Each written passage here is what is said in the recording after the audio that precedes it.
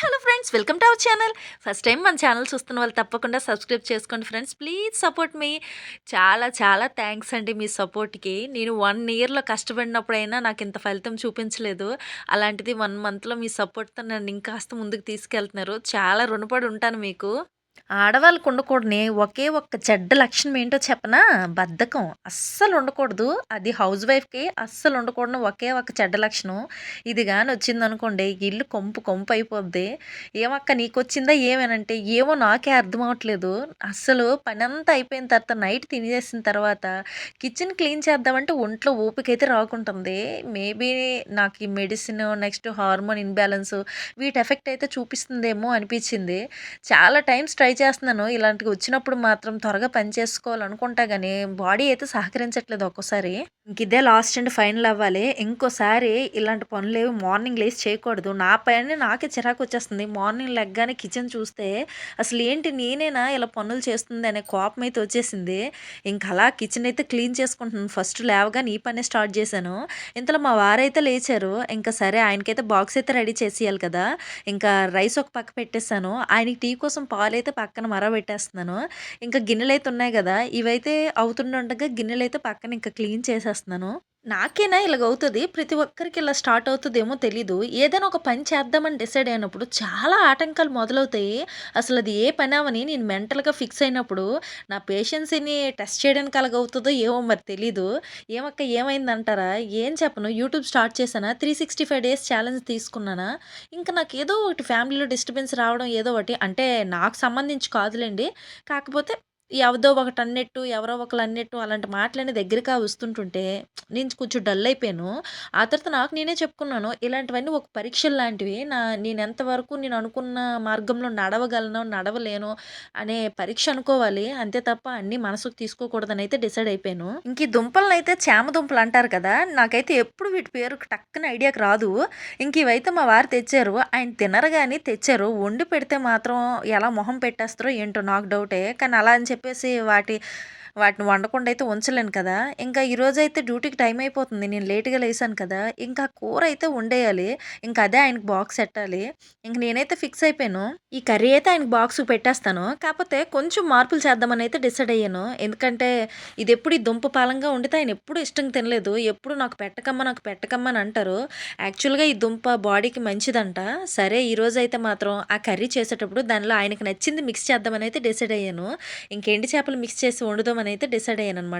అలా అయితే కొంచెమైనా తింటారని.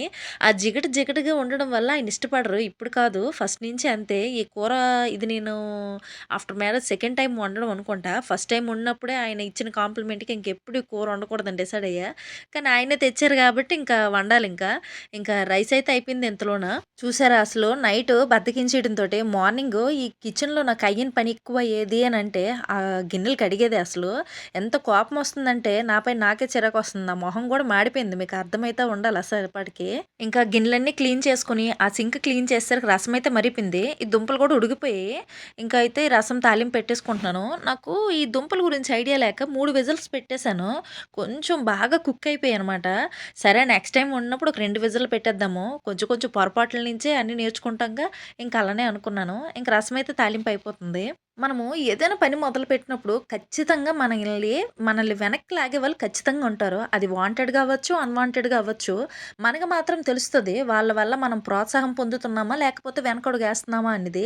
అలాంటప్పుడు మాత్రం మనం జాగ్రత్త పడాలి. అవసరమైతే వాళ్ళకే దూరంగా ఉండాలి తప్ప, మన గమ్యంలో ఎలాంటి మార్పులు తెచ్చుకోకూడదు. అదైతే నాకనిపిచ్చింది. నిజం చెప్పాలంటే మా వారంత మెచ్యూర్డ్‌గా నేనైతే ఆలోచించలేను. నాకు ఈ రోజుతోటి బాగా క్లారిటీ వచ్చింది. ఇంకా ఫ్యామిలీలో వాళ్ళు, వీళ్ళు ఏదేదో అంటున్నారని జెప్పేసి మా వరకొచ్చినప్పుడు నేను చాలా బాధపడ్డాను. మా వారు ఒకటే అన్నారు, "నువ్వు వదిలేసేయి. నీ పని నువ్వు చేసుకో. నీకంటూ ఒక గోల్ ఉంది. సో, నువ్వైతే మాత్రం నీ పనిలో నువ్వుండు. ఏదైనా నీకు సమస్య ఉందా నాకు చెప్పు. నేను క్లారిటీ ఇస్తాను. నేనంతా క్లారిఫై చేస్తాను" అని అన్నారు. నాకది కొంచెం చాలా సంతోషం అనిపిచ్చింది. ఈ అడ్డమైన విషయాలన్నీ నా మైండ్‌లో ఎందుకు పెట్టుకోవడం? ఆయనకంటూ ఒక అవగాహన ఉంది. ఆయనే చూసుకుంటారని చెప్పేసి చాలా వరకు ఆయనే సాల్వ్ చేశారు. నాకది హ్యాపీ అయిపోయింది. ఆయనొకటే నన్ను ఫస్ట్ నుంచి సపోర్ట్ చేస్తూనే ఉన్నారు. ఈ యూట్యూబ్ విషయంలో మాత్రం ఇంకోసారి నువ్వు బ్రేక్ తీసుకోకూడదు. నువ్వెలాగో దిగావు. సో, నువ్వైతే మాత్రం సక్సెస్ సాధించాలి ఇందులో. నీకు నా సపోర్ట్ ఎప్పుడు ఉంటది. నువ్వు మెంటల్‌గా ఎలాంటి టెన్షన్ తీసుకోకూడదు. ఫ్యామిలీ విషయాలంటావా నేను చూసుకుంటాను. నువ్వు ఎలాంటి వర్రీ అయితే అవ్వద్దు. అరిచే వాళ్ళందరూ అరుస్తూనే ఉంటారమ్మా. అందరికీ సమాధానం చెప్పాల్సిన అవసరమూ లేదు. సమయమే అన్నిటికీ సమాధానం చెప్తది. నువ్వైతే వర్రీ అవ్వకు అనేసారు. అసలేం జరిగిందక్క? ఏం విషయం అక్క అంటారా? ఏం చెప్తాం? కొన్ని కొన్ని చెప్పలేము. కాపోతే ఇలా అయ్యిందని మాత్రం చెప్పగలను అంతే. అసలు మన వాళ్ళు అనుకునేవాళ్ళు ఉన్నారా? బాగున్నారా? అని పలకరించే ఉద్దేశం ఎవ్వరికీ లేదు ఈ జనరేషన్‌లో. అసలేంటో మరి అంతా డబ్బు, డబ్బు, డబ్బు లేకపోతే ఎదుటోళ్ళ మీద కుళ్ళు అదే ఉంది. ఇప్పుడు నేను అందరిని అనట్లేదు. నాతో మంచిగున్న ఫ్యామిలీ వాళ్ళు గూడా అంటే నా ఫ్యామిలీలో అందరూ ఇలా ఉన్నారని చెప్పను. కొందరున్నారు. అందరూ ప్రాణం పెట్టేంత అభిమానంతో ఉన్నోళ్ళున్నారు. నెక్స్ట్ మమ్మల్ని గుంతలో తోసేంత అభిమానంతో ఉన్నోళ్ళు గూడా ఉన్నారు. ఒక విషయం మాత్రం చెప్పగలను. వాళ్ళు మంచోళ్ళు అనిపించుకోవడానికి మమ్మల్ని చెడ్డోళ్ళు చేయాల్సిన అవసరం అంతకన్నా లేదు. కానీ అదేంటో మరి ఎన్ని అబద్ధాలు పుట్టుకొస్తున్నాయో మా గురించి. ఎందుకు వాళ్ళు వాళ్ళ మంచితనం కోసం మమ్మల్ని చెడ్డోళ్ళు చేయడానికి ఆళ్ళు అలా చేయలేదు, ఇలా చేయలేదు. అసలు ఎన్నెన్ని మాటలు చెప్తున్నారంటే మాకు ఆ మాటలొచ్చేసరికి చాలా బాధ అనిపిస్తుంది. ఎందుకంటే వాళ్ళకి మాకు మధ్య జరిగిన డిస్కషన్సే అటు ఇటు మార్చి మార్చి మరీ చెప్తున్నారు. ఎందుకంటే వాళ్ళు పెద్ద ఏంటంటే మాకు మాట్లాడట్లేదంటే మేమే కుక్కల్లాగా వాళ్ళ చుట్టూ తిరగాలనే ఫీలింగ్ అనమాట. మేము అలా ఎలా ఉంటాం? మాకంటూ ఒక సెల్ఫ్ రెస్పెక్ట్ ఉంటది గదా! ఇంకిలాంటివన్నీ చెప్తా పోతూ ఉంటుంటే చింపి చింపి చేటబారతం అంత అవుద్ది. ఇంకిలాంటి వాళ్ళు వదిలేయడమే బెటర్ అని జెప్పేసి చాలా వరకు మైండ్ అయితే కూల్ చేసుకున్నాను. ఇంక మా వారైతే చక్కగా పెరుగన్నం అయితే తినేసారు. ఇంక జాను కోసం కూడా పెరుగన్నం పెట్టేసాను. ఇంకా "అక్క దివానం మీద తినకూడదక్క, దివానం మీద పెట్టేవేటి పిల్లకని" అంటారా? ఎలా అయితే అలా ఇప్పుడు స్కూలుకైతే త్వరగా ఎళ్ళిపోవాలి. ఆ పిల్లకి ఎక్కడ కంఫర్ట్ అయితే అక్కడ తినేయమని అయితే పెట్టేసాను. ఇంతలో మా వారికి బాక్స్ గూడా కట్టేసాను. ఈ పిల్ల పెరుగన్నం గూడా భలేగుందని చెప్తుంది చూడండి యూట్యూబ్‌కి అలాగనమాట. ఇంక మా వారికి బాక్స్ కట్టేసాను గదా! ఇంక ఆయనకిచ్చేయడానికైతే ఎళ్తున్నాను. ఆయన గూడా ఇంకా "లేదులేమ్మా అంతా సెట్ అయిపోద్ది నువ్వు సైలెంట్‌గుండు" అనేసి ఇంకా నాకైతే బాయ్ చెప్పేసైతే ఎళ్ళిపోతున్నారు. ఏం లేదు చాలా వరకైతే నేను బాగా మోటివేట్ అయిపోయాను. ఇంకంతా మైండ్ సెట్ అయిపోయింది. కాకపోతే కొన్ని కొన్ని విషయాలు మనసుకు గూడా గుచ్చుకుంటాయి గదా! అలా గుచ్చుకొని కొంచెం బాధపడ్డాను అంతేనే. ఇంకేం లేదు. సరేలెండి ఇలాంటి సోదరులు ప్రతి ఫ్యామిలీలో ఉన్నదే. నేనెంత చెప్తే మాత్రం అవతలోళ్ళు మారరు. ఇంకా కలవరు, చెయ్యరు. కలవాలనుకున్నప్పుడు ఇలాంటి సోది ఎనకతల పేలరు. ఇంక జానునైతే స్కూల్‌లో దించేసి వచ్చేసాను. వచ్చిన తర్వాతయితే ఇంకా కొత్తిమీర, కరివేపాకు ఇవన్నీ అయితే కొంచెం తీసుకొచ్చేసాను. ఇంతలో కిచెన్ అయితే ఇలా ఉంది. ఇంకా బెడ్ అవేం మడతలెట్టలేదు ఇంకా. బెడ్ కాదులెండి బొంతలు, దుప్పట్లు మడతలు పెట్టలేదు. ఇంక ప్రతి రూమ్ అలాగే ఉంది. ఇంక గిన్నెలన్నీ క్లీన్ చేసేసాను కదా! ఇంక అవైతే స్టాండ్‌లోకి తీసుకుంటున్నాను. వంటయితే పూర్తవ్వలేదండి. మళ్ళీ ఇంక స్టార్ట్ చేస్తున్నానిప్పుడు. రసము, రైస్ అయితే ఉంది. ఆ కర్రీ కూడా ఉంది గానీ కొంచెమే ఉంది. ఇంక మా వారు బాక్స్ అయితే పెట్టేసాను.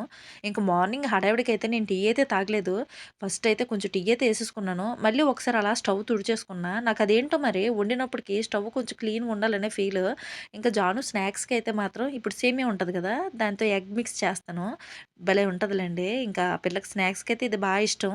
ఇంకా కొంచెం వెజిటబుల్స్ అయితే వేసేసాను. అయంటే ఏం పెద్దలేదులెండి. Green peas, carrot ఇవేని. ఇంకా వేసేసి మంచిగా ఏపేస్తున్నాను. ఇంకా లాస్ట్ టైమ్ చేసినప్పుడైతే కొంచెమే చేశాను. అప్పుడు తమ్ముడు అడిగాడు, "అక్క ఈసారి ఇలాంటి చేస్తే నాకు కొంచెం ఉంచక్క" అని అన్నాడు. వాడికి నచ్చిందంట. ఇంకా జాను కోసం చేసేటప్పుడు మసాలాలేం వేయను పెద్దగా. ఇంకా అందుకే వాడైతే చేసి ఉంచమన్నాను. ఇద్దరికి సరిపడేలాగా అయితే చేసేస్తున్నాను. ఇంకా నైట్ నేను చూపించిన ఆ చిన్న బద్ధకానికి పెద్ద పెనాల్టీ కట్టినట్టు అయింది. మార్నింగ్‌కి వంట చేస్తున్నప్పుడు గిన్నెలు, నైట్ గిన్నెలు ఇవన్నీ చాలా ఎక్కువైపోయి, ఓయమ్మో! ఎంత బుర్ర తక్కువ పని చేశాననే ఫీల్ అయితే వచ్చింది. ఇంక ఇదిగోండి చూడండి ఎంత బావుంటదో తెలుసా? నేనైతే ఫోర్క్‌తో అలాగా అన్నీ వేరు వేరు చేసేస్తున్నాను. ఇంతలో జాను అయితే లెమన్ రైస్ అడిగిందనమాట లంచ్ బాక్స్ కోసం. సరే ఇంక లెమన్ రైస్ కూడా తాలింపు పెట్టేస్తున్నాను. ఇది గూడాను ఇంక నేనైతే ఇకపైన జానుకి ఒక్కదానికే చేయకూడదు. తమ్ముడికి గూడా జేసియాలి. వాడు అలాగే అన్నాడు. "అక్క నాకు గూడా కొంచెం చేసియి అక్క" అని. ఇంక వాళ్ళిద్దరి కోసమయితే రెడీ చేసేసాను. ఇంక జానుకి బాక్స్ రెడీ అయ్యేసరికి 10 అయింది. స్కూల్ పక్కనే గాబట్టి ఆ పిల్లకి చక్కగా బాక్స్ అయితే 10 అయ్యేసరికి ఇచ్చేస్తున్నాను. ఎందుకంటే స్నాక్స్ బాక్స్ గాబట్టి. ఇంక నాకొచ్చేసరికయితే ఫుల్ ఆకలి. ఇంక ఫుడ్డేసుకొని తినేసాను. ఫుల్లు చుండ్రు పట్టేసిందబ్బా! ఈ మధ్యన నుసి నుసి. నేను చుండ్రు పట్టేటప్పుడు నాకు ఏ షాంపూలు అంత వర్క్ అవ్వవు. ఇంతలో అమ్మయితే కాల్ చేసింది. ఇంక అమ్మతో మాట్లాడుతూ అలా పెరుగైతే పెట్టేసుకుంటున్నాను. చాలా బాగా వర్క్ అవుతదసలు. చుండ్రు పెట్టినప్పుడు పెరుగు అప్లై చేసుకుంటే చాలా వరకు బావుంటది. ఇంక నేనైతే పెరుగు బాగా అప్లై చేసుకొని, ఇంకా క్లిప్ అయితే పెట్టేసుకున్నాను. పెట్టేసుకొని మొత్తం ఉన్ని గిన్నెలన్నీ క్లీన్ చేసి, సింక్ అంతా క్లీన్ చేసుకుంటున్నాను. ఇంక మార్నింగ్ నుంచి కిచెన్‌లో తప్ప ఇంకే రూమ్‌కెళ్ళలేదు. ఇంక బెడ్‌రూమ్‌కెళ్ళి చూస్తే ఈ తండ్రి కూతుర్లు ఒళ్ళు తుడుచుకున్న తర్వాత ఆ టవల్లు ఇవన్నీ బెడ్ మీదే పడేశారు. ఇంకా దుప్పట్లు, బొంతలు అన్నీ మడతలైతే పెట్టేసి ఇల్లంతా తుడిచేశాను. ఇంకా ఇల్లు తుడిచేసి మాపయితే పెట్టేస్తున్నానింకా. కొంచెం ఈ వీడియోలో వాయిస్ కొంచెం డల్‌గా ఉంటది. అడ్జస్ట్ అయిపోండి. నెక్స్ట్ వీడియో నుంచి మాత్రం యాక్టివ్‌గానే ఇంక వాయిస్ ఓవర్ అయితే ఇస్తాను.